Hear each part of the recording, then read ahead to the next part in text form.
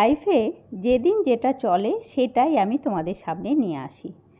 মানে কোনো দিন ঘুরতে যাওয়া, তো কোনো দিন একটা ক্রিম বানানো, তো কোনো দিন আবার শ্যাম্পু বানানো, তো কোনো দিন ঘর পরিষ্কার। আর সেই রকমই আজকে হচ্ছে আমার রান্না বান্না। তো দেখে বুঝতেই পেরেছো তোমরা, আজকে পটল দিয়ে কিছু একটা রান্না হবে। মানে পটলটাকে একটু অন্যরকম করে রান্না করব আর কি। তো তার আগে তোমাদের সবাইকে শুভ সকাল বন্ধুরা। লাইফ অফ বকুলের আবার একটা নতুন পর্বে তোমাদের সবাইকে ওয়েলকাম। আশা করি সবাই ভালো আছো, সুস্থ আছো আর খুব সাবধানে আছো। আর দেখে বুঝতেই পারছো আমি দাঁড়িয়ে দাঁড়িয়ে মানে রান্নাঘরে স্ল্যাবের ওপরে দাঁড়িয়ে পটলগুলোর খোসাগুলো ছাড়িয়ে নিলাম। মানে হালকা করে একটু ওপরের খোসাটা ছাড়িয়ে দিলাম, ছাড়িয়ে ফেলে দুটো করে টুকরো করে নিলাম। মানে আমার মোটামুটি 6টা পটল আছে। তো পটলগুলোকে দু টুকরো করে করে নিলাম। এবারে আমি পটলটাতে একটু নুন হলুদ মাখাবো। আর অল্প নুন আর অল্প হলুদ। আর আজকের রান্না যেটা হবে এরপরে, তাতে আর আমি হলুদ দেবো না। এই পটলটাতে একটু হলুদ মাখাবো, এটাই থাকবে আর কি। মানে রান্নাতে আর আমি হলুদ দেবো না।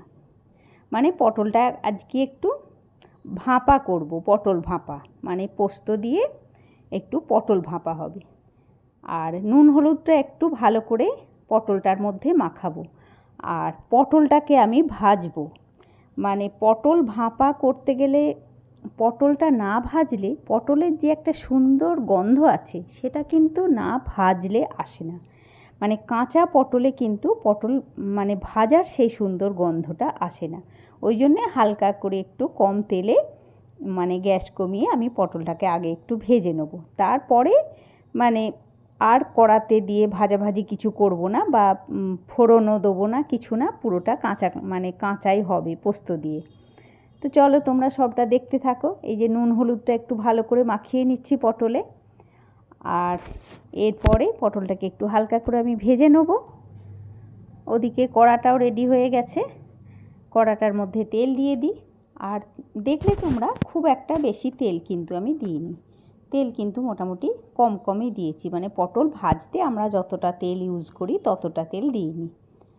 আর এইভাবে একটু ঢাকা দিয়ে পটলটা ভাজবো আর কি। মানে অল্প সময়, বেশিক্ষণ নয়, মানে ওই 2-5 মিনিট একটু ঢাকা দিয়েই ভাজবো। দেখো আমি ঢাকা দিয়ে দিলাম।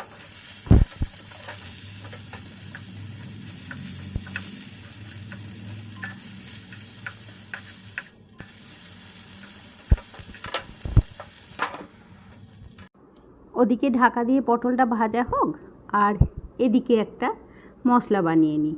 মানে যেটা দিয়ে পটলটা হবে আর কি। মানে মশলা ঠিক নয়, পোস্ত আর কি, শুধু পোস্ত দিয়েই হবে। আর কয়েকটা বাদাম দেবো, কাজু বাদাম, সেটা তোমরা দেখতেই পাবে। আগে পোস্তটা ড্রাই পিষে নিয়ে আছি। আর এদিকে দেখো এই 5টা কাজু বাদাম আমি একটু জলে একটু আগে থেকে ভিজিয়ে নিয়ে রেখে দিয়েছিলাম। আর পোস্তটা আগে ড্রাই পেস্ট করে নিয়ে এলাম, মানে ড্রাই পিষে নিয়ে এলাম।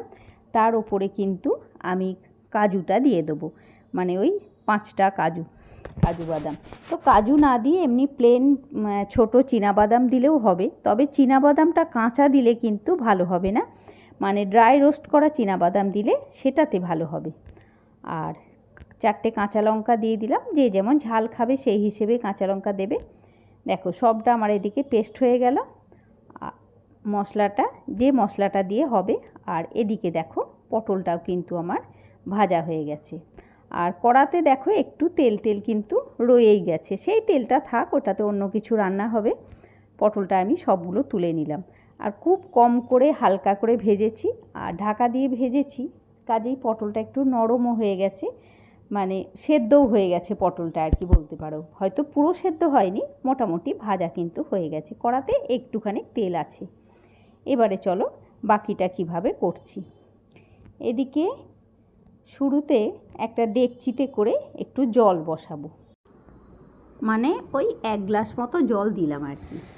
আর জলটা এবারে ঢাকা দিয়ে একটু ফুটতে দিয়ে দেবো। আর জলটা ফুটলে মানে তারপরে কিভাবে বানাচ্ছি তোমাদেরকে দেখাই দিচ্ছি, দাঁড়াও। দেখো এদিকে পটল ভাজাটা আমি নিয়ে এলাম। ওই ছোট্ট একটা আমার বাটির মতন হাঁড়ি আছে সেটার মধ্যে। আর এটার মধ্যেই ওই পেস্ট করে নিয়ে এলাম, যে কাজু, পোস্ত, কাঁচা লঙ্কা, সবটা দিয়ে দিলাম। মানে আর এই মিক্সিং জারটা ধুয়েই অল্প একটু জলও কিন্তু দেবো, আর বেশি জল দেবো না, তবে কেননা মোটামুটি একটু মাখা মাখা হবে জিনিসটা আর কি। আর এর মধ্যে কিন্তু আমি আর হলুদ দেবো না। শুরুতেই তোমাদেরকে বলেছিলাম যে পটলটাতে যেটুকুনি হলুদ মাখালাম সেটুকুনিই থাকলো, আর হলুদ দেবো না। এবারে এটা একটু চামচ দিয়ে ভালো করে মানে ওই ওপর নিচে করে দিচ্ছি আর কি। আর এর ওপরে আরও কিছু মানে নুন দেবো, একটু চিনি দেবো, তবে চিনিটা যার ইচ্ছে না হবে সে নাও দিতে পারো। আমরা তো একটু রান্নাতে মিষ্টি মিষ্টিই খাই, তো একটু চিনি দিলাম রান্নায় মিষ্টির জন্যে, আর অল্প একটু নুন দিলাম। আর যেহেতু কাঁচা রান্না হবে জিনিসটা, তাই জন্যে ওপর থেকে অল্প একটু সর্ষের তেল ছড়িয়ে দিলাম। আর দুটো কাঁচা লঙ্কাকে চিড়ে নিয়ে এসেছিলাম, ওই দুটো কাঁচা লঙ্কা চেরা দিয়ে দিলাম। এবারে আবার একবার ওপর নিচে করে দিচ্ছি, কেননা ওপর থেকে তো নুন আর চিনিটা দিলাম, নুন আর চিনিটা তো ওপর থেকে দিয়েছি, ওই জন্যে এটাকে আবার একবার ভালো করে নাড়াচাড়া করে নিলাম। চলো ওদিকে যে জলটা বসিয়েছি সেটাকে দেখি। পাতলা একটা ঢাকা দিয়ে দিলাম।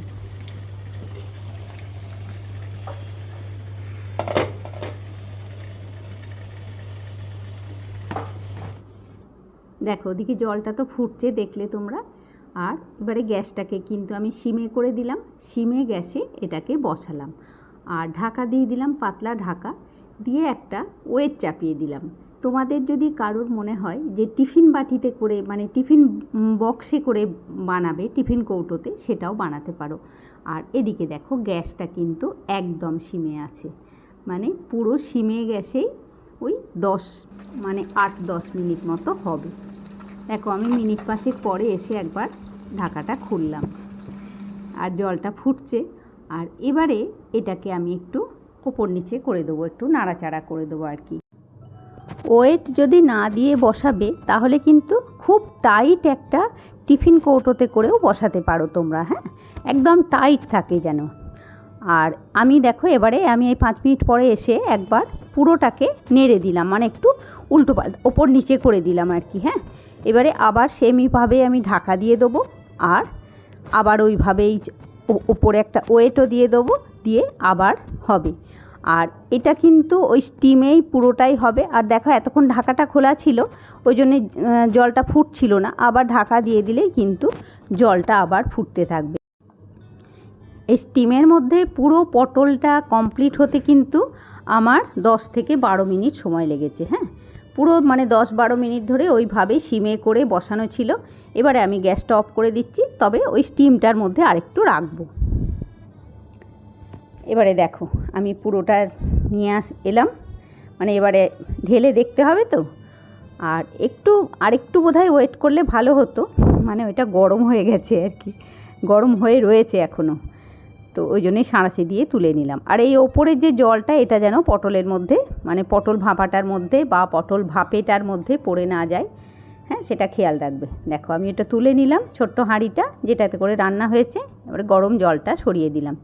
আর একটু পরে হয়তো এটা ঢাললে ভালো হতো, আমার আসলে একটু দেরিও হয়ে গেছে, মানে 1টা বেজে গেছে, ওকে খেতেও দিতে হবে, ওই জন্যে আমি একটু তাড়াতাড়ি করছি আর কি।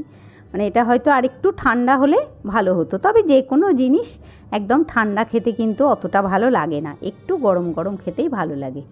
আমি এটার উপরে পুরোটা মানে পুরো হাঁড়িটাকে উল্টো করে দিলাম, ছোট্ট হাঁড়ি একটা, তো পুরো হাঁড়িটাকে উবুড় করে দিলাম, যাতে জিনিসটা একটু ওপর নিচেটাও ঠিকঠাক হয়ে যায় আর কি।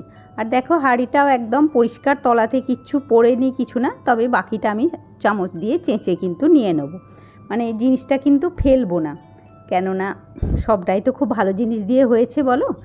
আর বাড়ির বানানো বলে আমরা কোনো জিনিসকে হয়তো করি, কিন্তু দেখো জিনিসটা কত ভালো হয়েছে, চামচে করে তুললাম।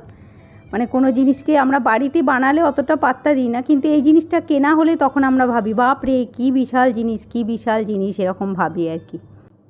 পুরো জিনিসটা যেহেতু ভাপে হয়েছে বা সেদ্ধ হয়েছে বলা যায়, ওই জন্যে ওপর থেকে কিন্তু আমি একদম 1/2 চামচ কাঁচা তেল ছড়িয়ে দিলাম।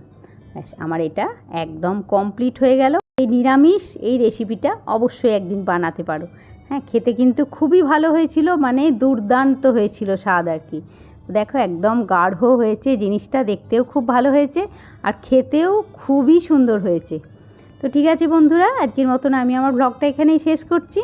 নেক্সট ব্লগেই তোমাদের সাথে আবার দেখা হচ্ছে। আর আজকের ব্লগ যদি ভালো লাগে অবশ্যই একটা লাইক করবে, কমেন্ট করে বলবে। তাহলে বন্ধুরা আজকের মতন টাটা। আর জিনিসটাতে একটু ঢাকাও দিয়ে দিই, তবেই তো গরম গরম খেতে ভালো লাগবে বলো। টাটা বন্ধুরা, নেক্সট ব্লগে আবার দেখা হচ্ছে। সবাইকে অনেক অনেক ভালোবাসা দিয়ে আজকের মতন টাটা বন্ধুরা।